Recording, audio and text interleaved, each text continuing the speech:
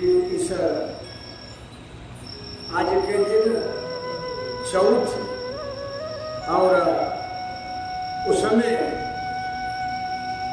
चंद्र का दर्शन निषेध है, चंद्रमा का दर्शन निषेध है।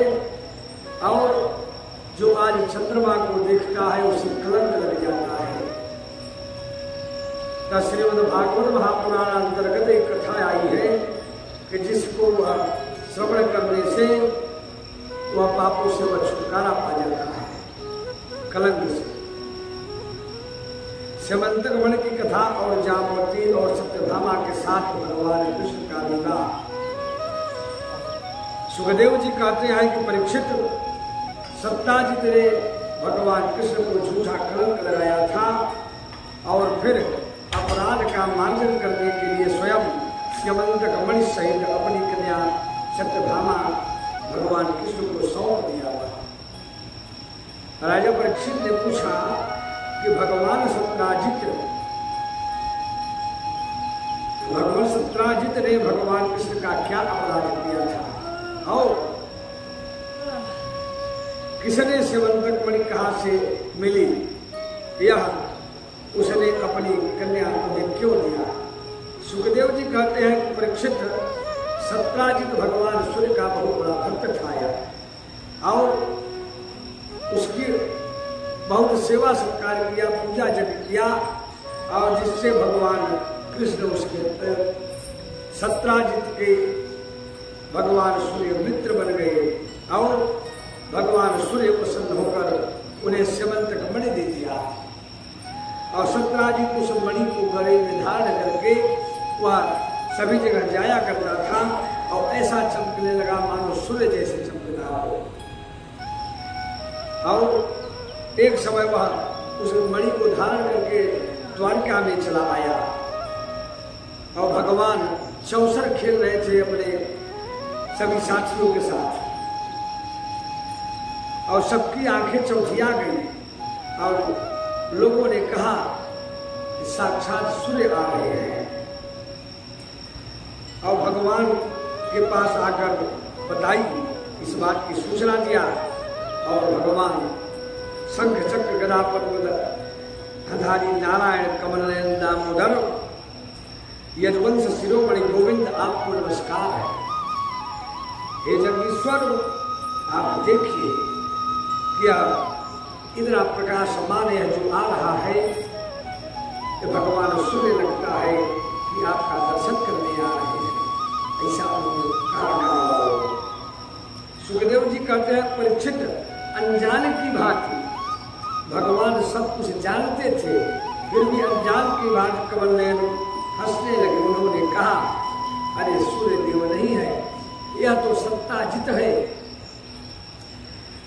जो मणि के कारण इतना चमक रहा है और यह भगवान सूर्य का यह भक्त था, इसलिए भगवान ने इसे मणि दिया और वह मणि प्रतिदिन 8 भार सोना देती है। वह प्रतिदिन दिया करती है 8 भार सोना और जहां वह पूजित रहती है वहां दुर्भिक्ष, महामारी, बीमारी इत्यादि वहां नहीं आती है और वहां कोई अशुभ नहीं होता। और भगवान इंद्र वहां बारिश भी किया करते हैं समय पर। और एक बार भगवान कृष्ण ने प्रसंगवश कहा कि सत्ताजित तुम अपनी मणि राजा उग्रसेन को दे दो। जब उन्होंने कहा उग्रसेन को दे दो तो वह इतना लोभी था, लालची था, उसने सीधा जवाब दे दिया, कहा कि उनके बातों का उल्लंघन होगा इसका उसने ख्याल नहीं किया। सत्ताजित ने टकासा जवाब दे दिया कि यह मैं नहीं देंगे।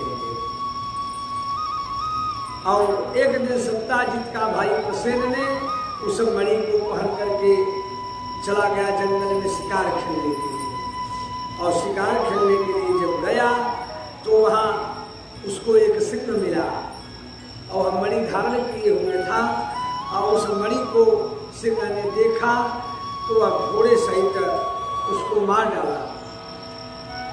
और जब उसका भाई प्रसेन मारा गया पे जब नहीं आया तो उसका खोज होने लगा कि यह कहाँ गया, सत्याजित कहाँ गया। यह बात जब प्रसेन कहाँ गायब हो गया,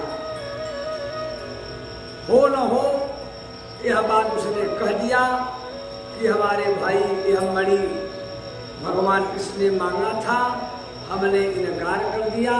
मेरा भाई जो है उसको पहन के गया था और निश्चित रूप से यह कृष्ण का ही कार्य है, उन्होंने ही यह किया।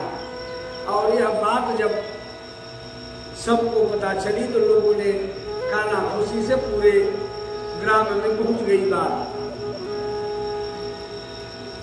और यह धीरे धीरे भगवान कृष्ण के पास पहुंच गई, भगवान के पास पहुंच गई। और वह मणि जो थी वह मणि सिंह ने मार करके लेकर जा रहा था। और जिस समय वह गया उसको जामवंत जी देखे, जामवंत देखे तो जामवंत ने सिंह को मार डाले और वह ले आकर के अपनी वह कन्या जो जामवंती थी, जामवती को ले जाकर के दे दिए और जामवती उसको खेलने लगी। और इधर जब भगवान कृष्ण को पता चला कि हमें कलंक लग गया है, तब वो पूरे ग्रामवासियों में जो सम्मानित थे उन्हें लेकर चल दिए। और हेरते हेरते गए तो सिंह घोड़ा और प्रसेन मरा हुआ था, और आगे गए तो सिंह भी मरा हुआ था। तो वह पैरों का चिन्ह देखते देखते गए तो उस गुफा के सामने पहुंचे। और गुफा के सामने पहुंचने के बाद लोगों से कहा कि आप लोग हमारा यहाँ इंतजार कीजिए, और जब मैं कुछ दिन तक न आऊं, 12 दिन तक तुम लोग यहाँ से चले जाइएगा। और वहाँ जब उन्होंने लगभग 2 हफ्ते उन्होंने इंतजार किया, और जब वो नहीं आए तो चले गए। और हुआ क्या, जिस समय भगवान गए अंदर तो देखे जामवती जो है उसको खेल रही है, वह बड़ी चमक रही है। और जब उनको देखने के बाद बड़े जोर से जामवती चिल्लाई, और जामवंत जी देखे एक अजनबी आदमी को देखकर उन्हें क्रोध आया। और क्रोध आने के बाद वह उठकर जामवंत जी उनको हटाए। भगवान कहे कि मैं यह मणि लेने के लिए आया हूँ। और उनका दोनों का युद्ध हो गया। और पहले वृक्ष उखाड़ कर युद्ध हुआ, पत्थर से युद्ध हुआ, और इसके बाद फिर मल्ल युद्ध हुआ। और वह एक दिन नहीं, वह 28 दिन रात दिन युद्ध चलता रहा। फिर भगवान के घूसे से उनका अंग प्रत्यंग एकदम पीड़ित होता रहा और दुखित होते रहे। उन्होंने कहा कि क्या मैं आपसे एक बात पूछना चाहता हूं। कह बताइए क्या बात है। कह कि जब रामा अवतार में मैं था, युद्ध खत्म हो गया तो हमने भगवान से कहा था कि भगवान अभी हमारी इच्छा पूरी नहीं हुई, मैं अभी और युद्ध करूंगा। रावण जब मारा गया, उसकी सारी सेना मारी गई और जामवंत ने भगवान से कहा कि प्रभु अभी हमारी युद्ध की इच्छा बाकी है। भगवान कहे कि तुम्हारी युद्ध की इच्छा अब नहीं पूर्ण होगी, वह अगले जन्म में युग में तुम्हारी इच्छा पूर्ण होगी, मैं आकर तुम्हें मिलूंगा। कहे मैं कैसे जानूंगा। कहे कि जब तुम जिससे हार जाना, थक जाना तो जान लेना भगवान वही है। 28 दिन बाद उनके सारी जोड़ बदन में पीड़ा होती रही और तेज शरीर का घटता रहा। तब उन्होंने कहा कि आप वही हमारे भगवान तो नहीं है। भगवान मुस्कुराए, कहे हाँ मैं वही हूँ। भगवान कहे कि नहीं। जामवंत जी ने कहा नहीं, हमें वो धनुष बाण वाले रूप में, मैं राम रूप में देखना चाहता हूँ, मैं कृष्णा रूप में नहीं। भगवान राम अपने भगवान कृष्ण राम रूप में उनको दर्शन दिए हैं। कहे कि ऐसा है कि यह मणि तो मैं लेकर जाऊंगा। जामुन जी ने कहा नहीं, मणि नहीं देंगे। कहा अरे मणि पे हमें कलंक लगा हुआ है।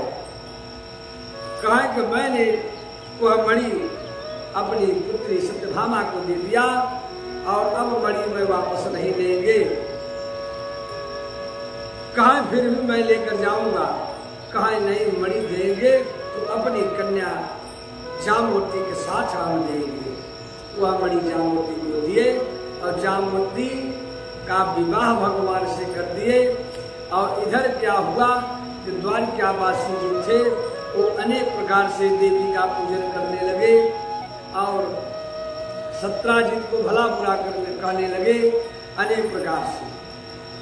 और उसी के बीच में यज्ञ हो रही थी, भगवान वहां प्रकट हो गए सत्यभामा जामवती के साथ आए। लोगों ने देखकर ऐसा मालूम हुआ कि जैसे कोई मृतक प्राणी आ गया हो बीच में। सब लोगों ने बड़ा आनंद से सेवा सत्कार किया और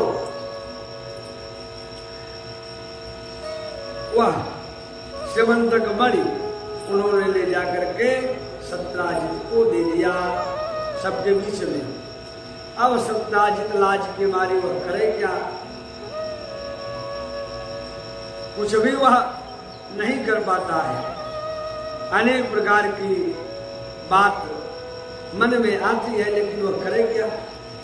अब अपने इस पाप का मार्जन करने के लिए वह अनेक उपाय सोच रहा है कि अब मैं क्या करूं।